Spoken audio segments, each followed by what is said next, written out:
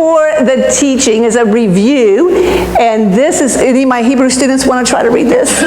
Miss Reggie, would you like to try to read that?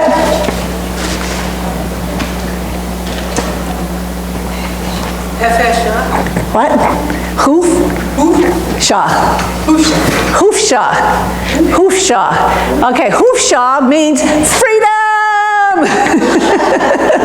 That is what, that's how you would say freedom in Hebrew, but it takes on a completely different meaning within the Hebrew, the biblical text, okay, when we talk about hoofshah and freedom. What exactly does freedom mean in the biblical text? Well, it's kind of interesting to find out because we live in a time where a lot of people want to say that the law of God no longer matters, and because we've excused the law of God, we've missed out on a lot of awesome treasures.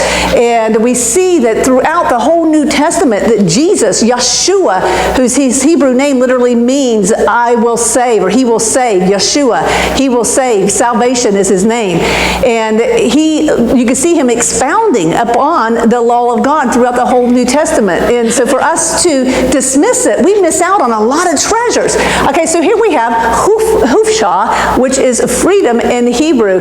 And the rabbis wish to instill in their description of Passover. Passover is a time, of course, when they speak of freedom, quite a bit, but it says that the description of Passover, not only the notion of freedom from the slavery of the past, but also the freedom to worship God in a manner that they had not been able to do before. You remember that Moses said, that basically God told Moses that he wanted his people to be free so that they may what? Worship him.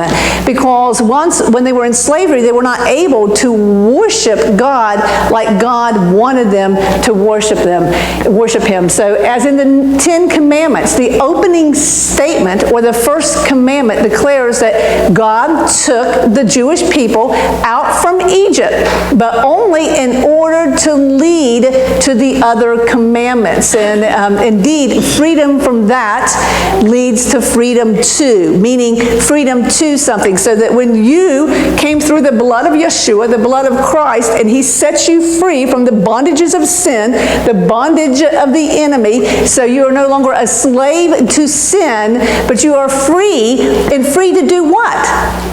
Free to do something. You're not just, I'm free and I'm on my way to heaven. No. Freedom from slavery and bondage means freedom to worship God. Yes. That's what that means, and there's a responsibility with that. So freedom from oppression means freedom to obey his commandments. Even the commandments that no longer apply to us today, they still do within a spiritual sense, because the letter of the law kills, but the spirit gives life. Okay, and that's the spirit of the law is what that's speaking of. So history teaches us over and over again that we cannot truly be free until all are free.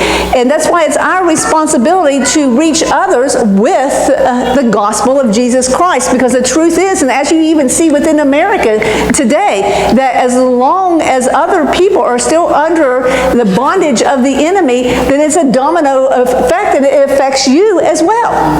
You see that? So you may be walking in the freedom of Christ. You may be walking in the obedience of God's word. But when somebody else isn't, then isn't that even within your family, within your friends, within your community, within this country, that affects you, does it not? Yeah.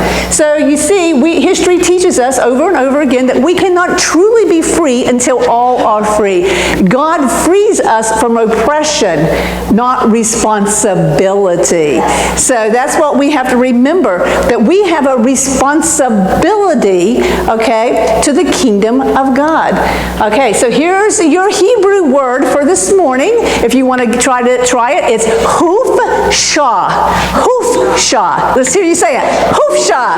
Hoofshah. It makes you want to do that. Hoofshah. No, okay, that's it. Hoofshah means freedom. All right, amen.